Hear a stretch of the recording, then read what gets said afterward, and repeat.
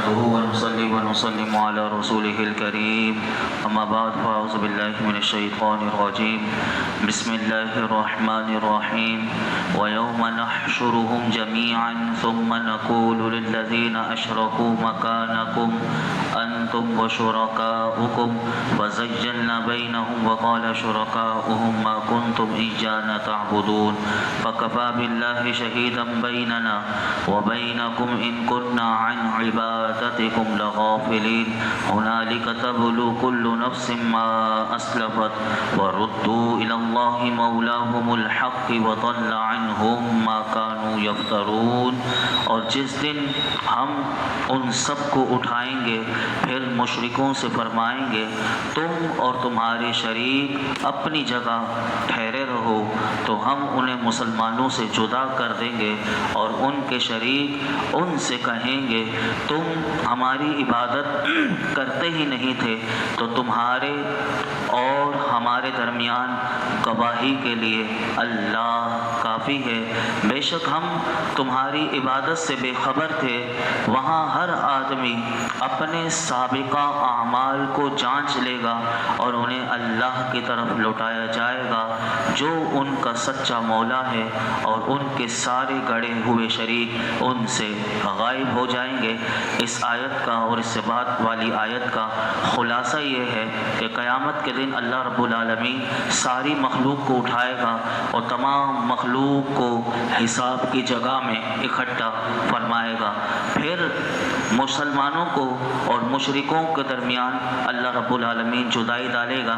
کیسے کہ اسی آیت میں فرمایا کہ پھر وہ مشرکوں سے فرمائے گا کہ تم اور تمہارے شریک یعنی وہ بت کہ جن کی تم پوجا کرتے تھے تم اپنی جگہ ٹھہرے رہو. اور یوں اللہ تعالیٰ مشرکوں کو اور مسلمانوں سے ان کو جدا کر دے گا. جب مشرکوں سے سوال جواب ہوگا تو اللہ رب العالمین ان بتوں کو کہ جن بتوں کی وہ پوجا کرتے تھے جن بتوں کو اپنے ہاتھ سے بنا کر وہ معبود بناتے تھے اللہ ان کو قوت گویائی دے گا. اور دنیا میں تو وہ نہ بولے لیکن قیامت کے دن اب وہ بولیں گے اور وہ اپنے پجاریوں کی مخالفت کس طرح کریں گے. قرآن کہتا ہے کہ جب سوالات جوابات کا شروع ہوگا سلسلہ تو اس درمیان ان پر ایک ایسی ساعت آئے گی کہ وہ شدت کی ہوگی کہ بت اپنے پجاریوں کی وہ ان کی پوجا جو انہوں نے دنیا میں کی تھی اس کا وہ انکار کریں گے اور وہ بت قسم کھا کر اللہ کی اس وقت میدان محشر میں کہیں گے کہ ہم نہ سنتے تھے نہ دیکھتے تھے نہ جانتے تھے نہ سمجھتے تھے کہ تم ہمیں پوچھتے ہو. تو اس وقت وہ بت پرست قرآن ان کا مکالمہ بیان کر رہا ہے کہ قیامت کے دن وہ بت پرست کہیں گے وہ بھی اللہ کی قسم کھائیں گے اور وہ کہیں گے کہ ہم تمہیں کو پوچھتے تھے. تو بت کہیں گے کہ اللہ جانتا ہے کہ تم ہمیں پوچھتے تھے لیکن ہمیں اس کی کوئی خبر نہیں ہوتی تھی اور ہم تمہاری عبادت سے بے خبر تھے. اب آپ اندازہ لگائیے کہ ان بتوں کی کیسی بے بسی ہوگی ان کو پوجنے والوں کی کیسی بے بسی ہوگی. یہاں پر اللہ رب العالمین نے اسی آیت کی تیسری آیت میں فرمایا کہ وہاں ہر آدمی اپنے سابقہ اعمال کو جانچ لے گا. یعنی اس موقف میں سب کو معلوم ہو جائے گا کہ انہوں نے جو پہلے عمل کیے تھے اور کیسے کیے تھے اچھے کیے تھے یا برے کیے تھے مفید کیے تھے یا نقصان دہ کیے تھے مقبول کیے تھے یا مردود کیے تھے. اور مشرکوں کو اس آیت میں فرمایا کہ اللہ کی طرف لوٹایا جائے گا کہ جو ان کا رب ہے اور اپنی ربوبیت میں وہ سچا ہے. یعنی وہ کوئی اس کو سچا کہنے سے وہ سچا نہیں ہوگا. فرمایا کہ وہ اپنی ربوبیت میں سچا ہے اور جن بتوں کو وہ اللہ کا شریک ٹھہراتے تھے قیامت کے دن سارے غائب ہو جائیں گے. یا وہ جھوٹی باتیں جو اللہ کی طرف منسوب کرتے تھے اور بتوں کو شفاعت کرنا فرمایا کہ وہ سب قیامت کے دن باطل ہو جائے گا اور بے حقیقت ثابت ہوگا.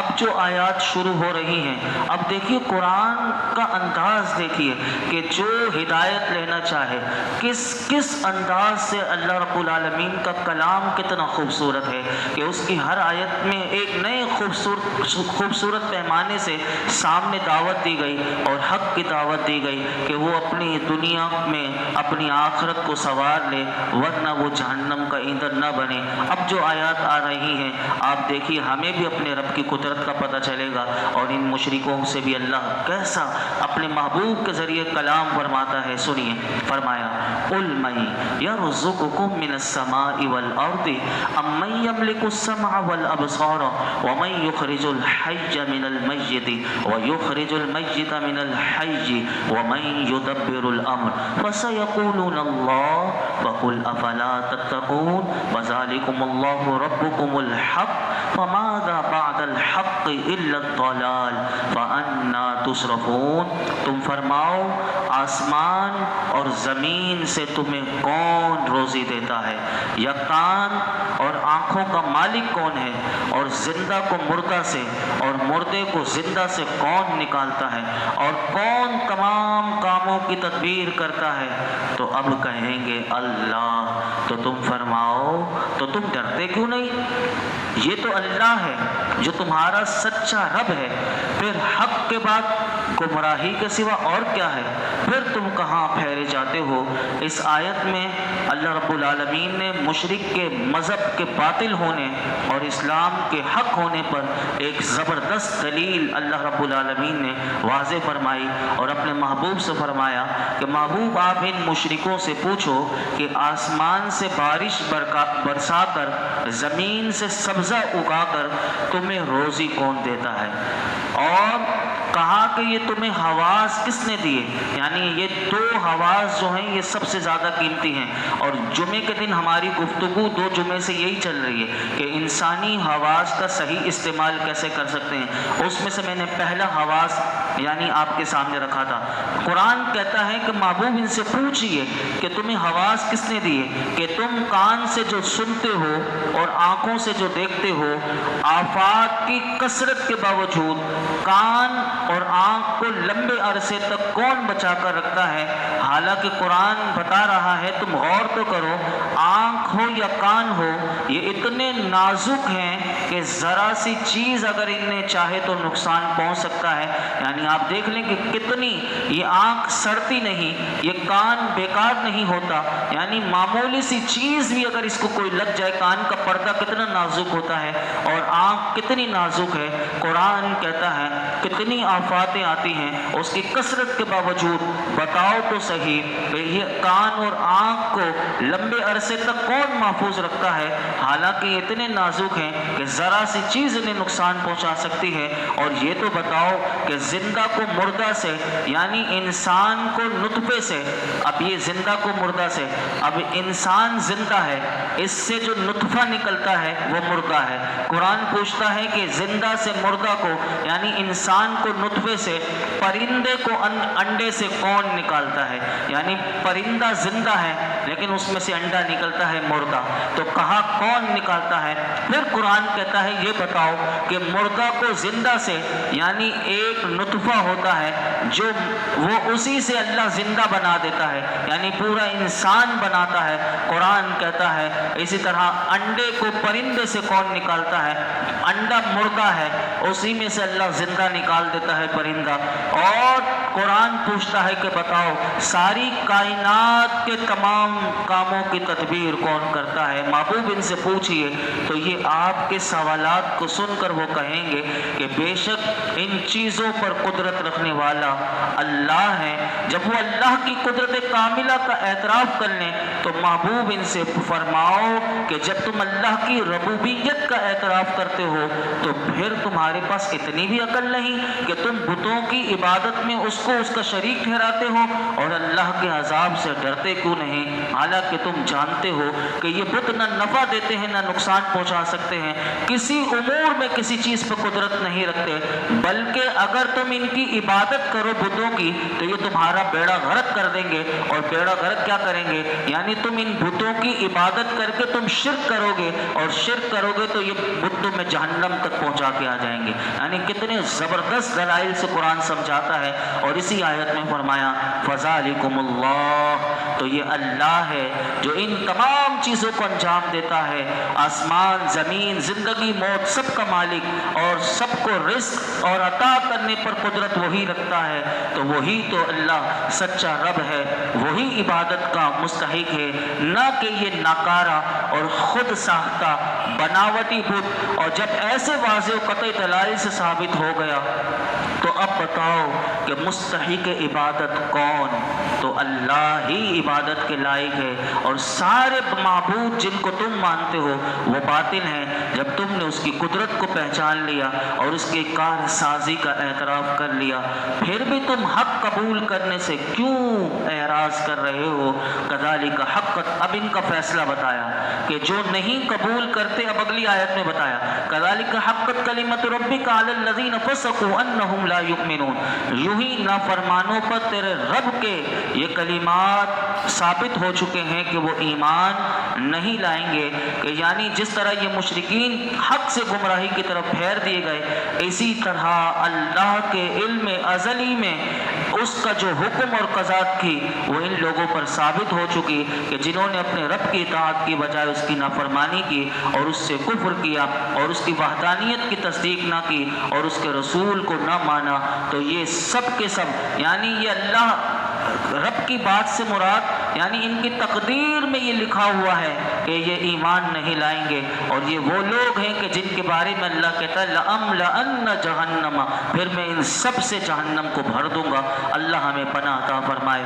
آگے ارشاد فرمایا، اب جو آیت آئی ہے دیکھیے پھر سمجھایا جا رہا ہے اب نئے انداز سے۔ یہ ایک آپ نے انداز دیکھا ہماری بھی یعنی ہمارا ایمان کتنا تازہ ہو جائے اور ہمیں بھی سوچ آئے۔ اگلی آیت میں فرمایا قُلْ هَلْ مِن شُرَكَائِكُم مَّن يَبْدَأُ الْخَلْقَ ثُمَّ يُعِيدُهُ قُلِ اللَّهُ يَبْدَأُ الْخَلْقَ ثُمَّ يُعِيدُهُ فَأَنَّىٰ تُؤْفَكُونَ، تم فرماؤ کیا تمہارے شریکوں میں کوئی ایسا ہے جو پہلے مخلوق کو بنائے پھر ختم کر کے دوبارہ بنا دے؟ تم فرماؤ اللہ بناتا ہے پھر ختم کرنے کے بعد دوبارہ بنا دے گا، تو تم کہاں اوندھے جا رہے ہو؟